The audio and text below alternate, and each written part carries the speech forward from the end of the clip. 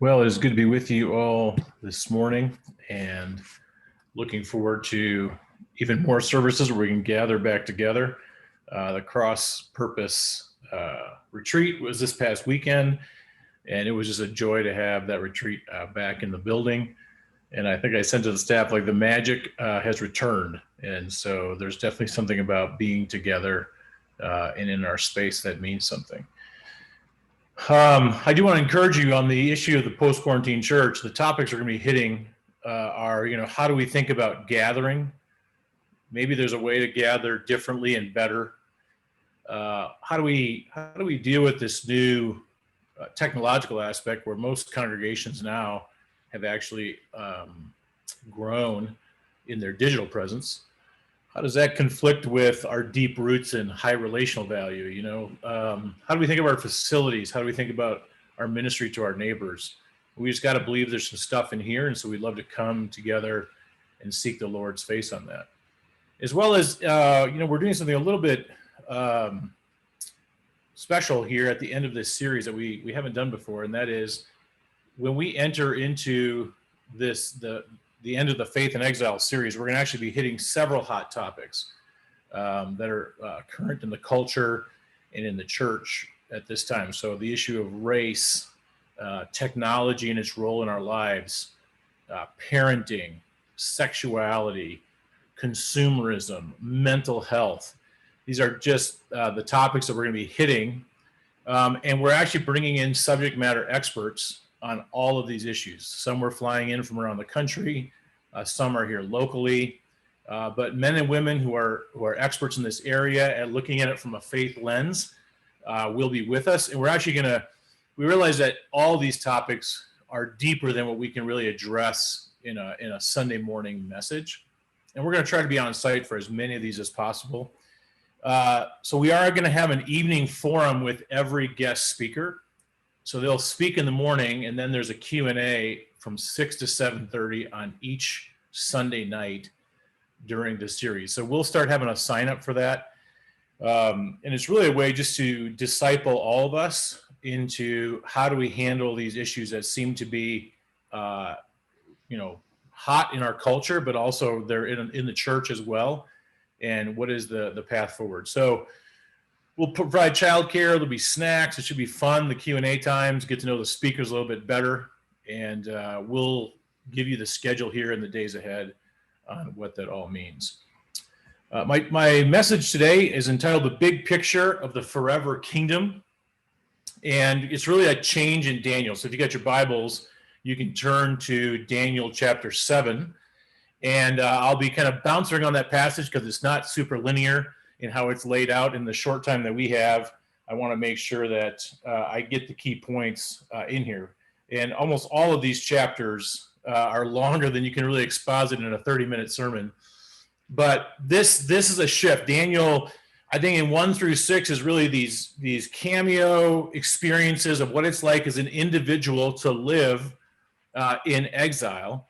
But really, from here on to the end of the book, these are now the visions of Daniel. And so it's more dealing with macro views of how God's viewing the world. And Daniel has these visions, and they are weird, and they are unusual, and they are, apocalyptic in nature. And, there are reams and reams of theology journals that are written on these passages.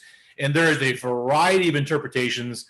And I will not even be able to scratch the surface of what those all mean. And if you want conspiracy theories, all you got to do is Google Daniel 7 through 12. You're going to see in the church thousands of different views on what every little winged animal means.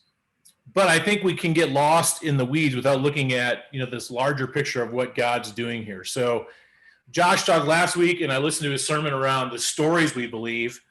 And I want to talk about the pictures that we see. What picture do we see, and where do we see ourselves in this picture of living a life in exile? Danny Hillis was a computer engineer and an inventor, and he thinks actually we have a problem in our culture that we think way too short-term, and we don't think long-term. He's currently building a 10,000-year clock And this clock only ticks forward one time a year. And the century hand advances every 100 years. And the cuckoo only comes out at the millennium. So what is he trying to do there? He's saying, hey, we need to start thinking more long-term, and are we actually being good to our ancestors? One of his partners on it said this: civilization is revving itself into a pathologically short attention span. The trend might be coming from the acceleration of technology, the short horizon perspective of market-driven economics, the next election perspective of democracies, or the distractions of personal multitasking. All are on the increase. Some sort of balancing corrective is needed. The bad news for Danny and his buddy Stuart is that no 10,000 year clock is going to change the problem that we have that they've kind of laid out. But it does help us get a picture of perhaps how we should be thinking, not in momentary tranches of time, but really in this timeless historical perspective. And that's what Daniel's doing. And I believe that when you actually see God's big picture, and the big picture of the forever kingdom, it will help you while living in exile. So Daniel chapter 7 starts out, and Daniel has this vision, and it's spooky, weird in the first 7 or 8 verses. And he sees this sea out in front of him, and then out of the sea come these figures. And if you read in verses 2 through 8, you'll see this first beast comes out. That's a winged lion. The second one is this funky looking bear. The third one is a 4-headed winged leopard. And then the fourth beast, he doesn't even really compare it to an animal, but it is just stamping out everything around it. It has these 10 horns out of its head. And then this little horn comes up that uproots 3 little horns around it. And, Daniel's terrified when he wakes up from this vision. And thankfully, the last part of the chapter kind of interprets what this dream actually means. And Daniel actually, in the second part of the vision, asks one of the men in the throne room what this is all about. And we believe in looking at this passage over the years that these were really the 4 nations that Daniel, in the future, where it was going to be overthrown, that they had set themselves against God. So the first beast we believe to be Babylon. And by the way, this correlates almost directly to the vision in Daniel chapter 2 of the large statue that Nebuchadnezzar had envisioned.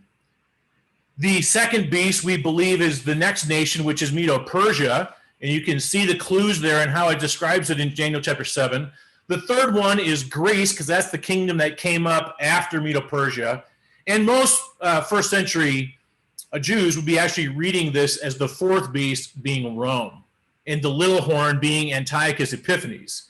This was the oppression they were living under, and it made total sense that this beast was trampling them underfoot. Now, not everybody believes that, but we at least see 4 nations in succession. And you see all of them reach a certain demise here, and God's giving us a picture. In fact, if we throw up the slide, if you try to find this map of like civilizations and who's been around since the beginning of time, and of course we don't know much the further we get BC, but just this chart that shows the globe and the nations that dominated that area of the globe, we see hundreds and hundreds of empires. Right there in the middle, in the big orange glob, you'll see the Roman Empire, which is really then that fourth beast. But you know what? It ends in the 5th century, and the Roman Empire is no more. And it's almost as if in God's forever kingdom here, he's actually showing Daniel, you know what? All of these kingdoms are going to fail.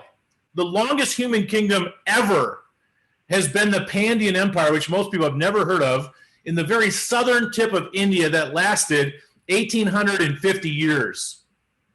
And it had dozens and dozens of kings. The Byzantine Empire itself was only 1,123 years in length. Most population experts believe that since the beginning of time until now, there may be 100 billion people that have lived on the planet. There are hundreds and thousands of nations that have risen and fallen. America itself is just a young child. It's only 240 some years old. And Daniel here is giving this picture, God's view, These kingdoms are all passing away. Psalm 2 actually says that the kingdoms of the earth that set themselves against God, God sits back and laughs at them. He scoffs at them because they think they're mighty. They think they're powerful. But then Daniel in the vision goes into verse 9, and it's almost like a completely different perspective. He says, and as I looked, thrones were set in place, and the Ancient of Days took his seat. His clothing was white as snow. The hair of his head was white like wool. His throne was flaming with fire, and its wheels were all ablaze. A river of fire was flowing, coming out from before him, and thousands upon thousands attended him. 10,000 times 10,000 stood before him. And the court was seated, and the books were opened. Here are these four transient kingdoms that would occupy the next several hundred years of human history. But then we see a picture of God's throne room. And his name is the Ancient of Days. In other words, he's been around forever. He's been around before every earthly kingdom. And he takes his seat, and his clothing was white as snow, which is a picture of righteousness. That this king, this person on this throne, was robed in righteousness. And we have this righteous king who has sat on the throne of the universe forever. We want a king that rules in righteousness. And then his hair is as white as wool. This is the picture of wisdom in the scriptures. So we have a righteous and wise king, and his throne is majestic. And by the way, there are thrones, and I will actually get that later, what the thrones mean. But it says thousands upon thousands attended him. So roughly 1 million people were just his servants. And then it says 10,000 upon 10,000 stood before him. That's a throng at least of 100 million people. I think in Daniel, he wasn't sitting there in his vision probably counting heads, but the idea was it's an innumerable host before him. This was the Ancient of Days, and the court was seated and the books were open. Here you have a picture of worldly chaos, okay? The picture of those beasts coming out of the sea. The sea is a picture of chaos. And then you have the throne room, the Ancient of Days, and everything is calm and the books are open. This is the two kingdoms in the pictures in this passage. But then we have this other picture that pops up several times throughout Daniel chapter 7, and it pops up in verse 21. And as I watched, this horn was waging war against the holy people and defeating them. And in verse 23 is the explanation of the horns on the fourth beast. The fourth beast is a fourth kingdom that will appear on the earth. It will be different from all the other kingdoms and will devour the whole earth, trampling it down and crushing it. The 10 horns are 10 kings who will come from this kingdom. After them, another king will arise, different from the earlier ones, and he will subdue the 3 kings. He will speak against the Most High and oppress his holy people and try to change the set times and the laws. The holy people will be delivered into his hands for a time, times, and half a time. So here we see the earthly kingdoms, we see the throne room of God, and then on the fourth beast, this little horn pops up on the head of the fourth beast and wreaks havoc on the creation and the people of God. And this is actually a picture of God's people living in the chaos of the fourth beast, suffering. They are suffering. He will oppress his holy people. Now, there's a line of scholars that think that this is Antiochus Epiphanes. This is Rome. There's another line of scholars that think this is actually referring to the Antichrist, and they would pull up imagery from Revelation 13. Regardless of your interpretation on the eschatological pictures here in Daniel 7, there is a force of evil that is present for all time against the people of God. And this means that God's people, there's a picture here of God's people suffering, and God's people are going to suffer at the hands of evil empires. This is just part and parcel to the Christian life. I like the way John Calvin says it. He says, the devil is God's scalpel. He is God's surgical knife sometimes. Satan has only evil in his heart, but God is so sovereign, he can even take Satan as the most skillful surgeon, turns his scalpel and does the work. that God allows Satan to inflict suffering upon the world, and it is expected, and God allows it, even though God's in complete and total control. It's one of the great puzzles of why God doesn't eliminate all evil at the snap of a finger. But let me be clear, the Bible is clear that God allows evil and suffering to happen in the lives of his saints for a reason. This is part of our life. And if you've been raised in a faith that says God only wants you happy, healthy, wealthy, and wise, I need as a pastor, I need to break that bone, that theological error. I need to reset that bone for you and say that the Christian life is a life of suffering. And believe me, I don't believe most of the church can handle it. They whether it's personal suffering they go to, but cultural suffering, I believe the church is going to go through a purification and a diminishing of size because most people are not going to stand up in a culture that's completely opposed to God and take his side. I think we've bred a weak Christianity. This is why it is so important, Providence, we cultivate a deep walk with Jesus that is grounded in the Word, and that what the Word says we will do. We are going to be persecuted by a beast, Satan himself, that will pursue us even to the end of our lives, and it will involve suffering. And by the way, the spirit of the Antichrist has entered the church as well. We have to grapple with the fact that people breaking into the Capitol had banners with Jesus' name on it. We have to grapple with the fact that the murderer this week in Atlanta was a baptized convert in a Southern Baptist church. And where he got it wrong is that the problem with his sexual perverse desires was not outside of himself and these women that he tragically murdered. It was in his own heart. The spirit of Antichrist has entered the church. This is, folks, why it is important for us to be grounded upon the Word, to understand our theology, and then to engage in mission. We are here for a purpose. If God just wanted us in heaven forever, and snap our fingers, and the moment you become a believer, you go meet with him. But God has you on a mission. I was reading a book this year by Simon Sinek called The Infinite Game, and he said, you have to decide in life, are you in it for the short game, the long game, or the infinite game? Because depending on which game you're playing, the rules are different for every single game. You know, when you have a kid, you decide to have a child, that's not a short game. It's actually a long game. And for a lot of us, it might be an infinite game because you never really get done parenting, right? The work that we do at Providence, I believe, is an infinite game. That means that we are trying to build a church that doesn't just move in and move out. There are more church plants that have closed in our neighborhood than have stuck. We are playing an infinite game here. That means children's ministry matters. Why? Because we're going to pass the torch on to the next generation of leaders in this church. That cross purpose, we're going to set that up to be an institution in the culture, in an infinite game. Folks, we are not going to solve poverty in our lifetimes in this city. No, it's an infinite game. When Jeff Bezos started Amazon, he's become famous for his annual letter. And his first annual letter was 1997.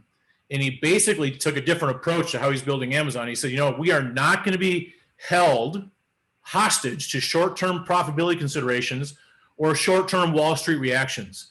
We are going to make important investment decisions in light of long-term market leadership considerations. In other words, the profits he made from the company, they were going to put back into Amazon, and it was going to be a slow build, but then eventually it was going to hockey stick. And you know what? We've seen the hockey stick.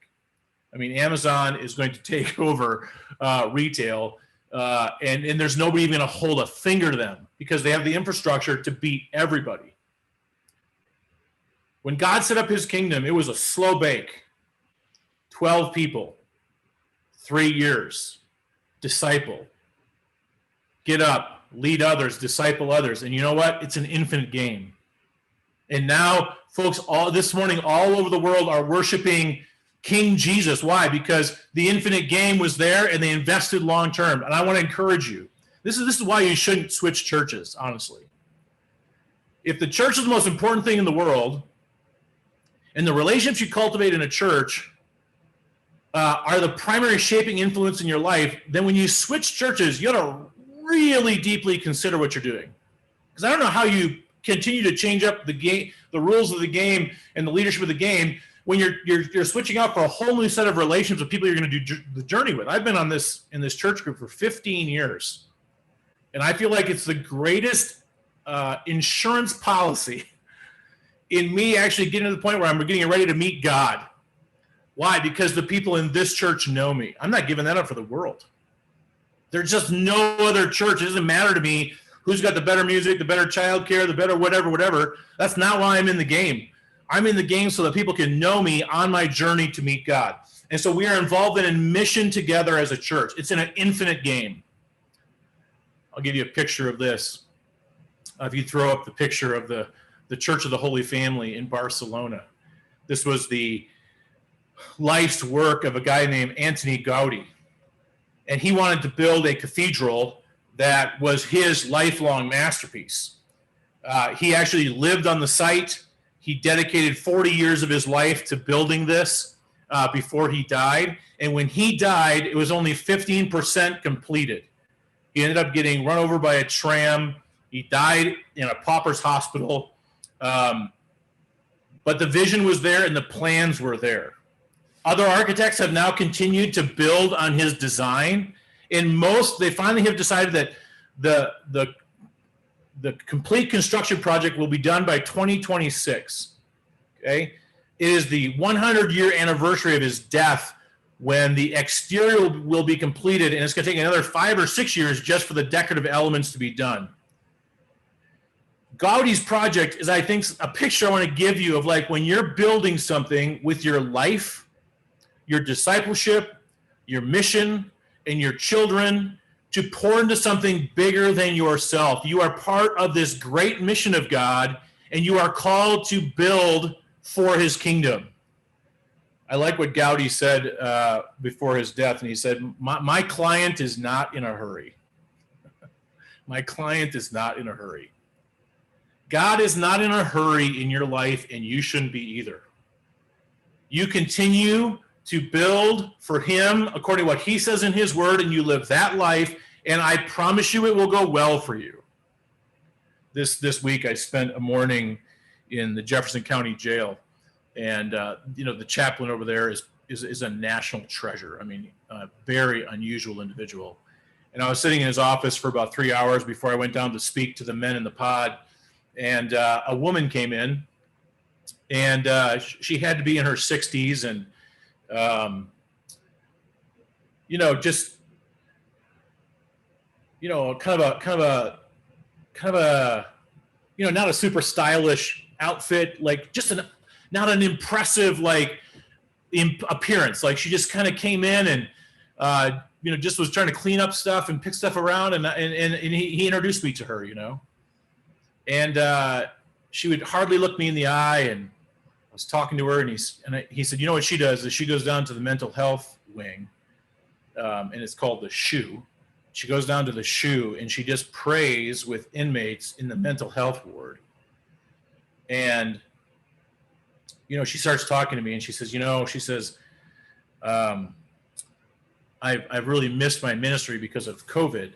She said, but I'm starting to get back in to that part of the ministry. And she said, I love it. And she goes, the hardest ones are the ones that have voices in their head. And she goes, and I can pray with them, and I can't get the voices to leave permanently, but I can usually get the voices to leave while I'm there. And they can have like a half an hour of solitude and silence away from these voices that are in their heads. And she's going to the toughest cases. You don't write on your donor report how many of those people succeed, because no one's going to donate to it, because donors want to see impact and outcomes and all that kind of stuff. And she just sat there, and I looked at her and I said, I want to say something to you. I said, in the Christian world right now, the people who make it on the front page are the pastors with throngs of 20,000 people, the people with podcasts with X thousands of listeners, the people who've cultivated their national brand, the people who pay attention to every single article of clothing that they wear, including their designer shoes and all that kind of stuff, and they seem to get play in the Christian world. And so I just want to let you know that she goes, those megachurch people? I said, well, I'm not necessarily poking at megachurch people. I'm just saying that what people think is success is really jacked up.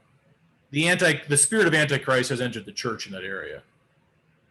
And I said, because if I read Matthew 5 correctly, when it says the meek will inherit the earth, I said that actually you, ma'am, are on God's front page. And I said, you are greatest in the kingdom of heaven. And of course she turns red and she's like, doesn't know how to respond to that. But I want to say it to you. She has a picture in her head of what matters. And it's the right picture. It's the right picture. She's getting zero earthly praise for what she does. But you know what? In heaven, I mean, there is a applause at a woman who will walk into the shoe day after day, volunteering her time to pray with those who are hearing voices in their head. And it's a tough job. But we go because, you know why we can handle it as suffering servants in the middle of exile is because we have a suffering Jesus who showed the pathway of redemptive suffering by his very example. Look in if you look in verse 13, we see the throne room there. In my vision, I looked, there was one like a son of man coming with the clouds of heaven. Okay, we're back to the throne room picture. He approached the Ancient of Days and was led into his presence. He was given authority, glory, and sovereign power. All nations and peoples of every language worshiped him. His dominion is an everlasting dominion that will not pass away. His kingdom is one that will never be destroyed. What is this picture? We have the four beasts, we have the throne room up in heaven, and there's God, the Ancient of Days, and all of a sudden, one like the Son of Man comes up. And if you read all the New Testament, you know who this is talking about. This is Jesus himself. And Jesus himself will actually defeat the ultimate enemy. But when he's coming up into the throne room, what point of time on the timeline of history is this? When does Jesus come to be presented to the Father and all authority and dominion and power is given to him? We can go to Matthew 26, verses 63 and 64. Jesus was asked by the high priest, are you the Messiah, the Son of God? And he said, you said it yourself. Hereafter, you're going to see the Son of Man sitting at the right hand of power and coming on the clouds of heaven. I am the Son of Man, he says. And in Matthew 28, before he ascends, he says, all power is now given unto me in heaven and earth. Go and make disciples. We are seeing the scene in the throne room of heaven after the crucifixion of Jesus, his death, his resurrection. He's coming up into the throne room of God. And at that moment, all dominion and power is being handed over to the Son. Why? Here's the pattern. There is suffering and then there is glory. And I will say to you, Christian, that will give you, hopefully, strength in the middle of this time of exile. You are going to go through suffering, but there is glory coming. For this woman at the Jeffco jail, there is suffering, but folks, there is glory for her that will blow her mind. This is the picture we need to have in our mind, the picture of this eternal kingdom. And there's some verses in here that if you read it real fast, you're going to gloss over, but they're super significant. Look at verse 18. But the holy people of the Most High will receive the kingdom and will possess it, yes, forever and ever. So this is not just about Jesus and God the Father. You see, there were thrones in the room. The Bible says we will actually possess and receive the kingdom. Verse 26, but the court will sit, and his power will be taken away and completely destroyed forever. Then the sovereignty, power, and greatness of all the kingdoms in heaven will be handed over to who? The holy people of the Most High. His kingdom is an everlasting kingdom, and all rulers will worship and obey him. Do you realize this, that After the suffering and the great glory, that when Jesus is presented and Jesus sits down at the thrones, that the people of the Most High will also then sit at the thrones and reign with him. Do you believe this picture? Because I think this picture changes everything. Because there are people that think we are fools to believe this picture. Christopher Hitchens, the famous atheist, he says, if your Christian version of heaven is correct, you get to spend eternity with an omniscient and omnipotent deity who knows and controls everything you think, do, and say. That would make heaven, Hitchens says, a celestial North Korea. You'll never be able to escape it. It's endless praise and adoration, limitless self-denial, and depreciation of the self. That's heaven. Okay, that's what Hitchens, who's now passed on, Hitchens believes that's what this is talking about, a celestial North Korea. You either got to believe what Hitchens says, right, or you actually believe what's in Daniel chapter 7. At the end of the book of Daniel, God says to Daniel, as for you, go your way till the end, you will rest, and then you will have your allotted inheritance. Do you believe in that picture? That the inheritance that you will receive at the end of the days for being a suffering servant in the likes of Jesus Christ is worth it? I want to encourage you, Providence. This is the picture you need of God's forever kingdom to keep you through the times of suffering and difficulty in your life. I close with one final picture, and that's perhaps the guy who was one of the best picture writers in our Christian church, C.S. Lewis.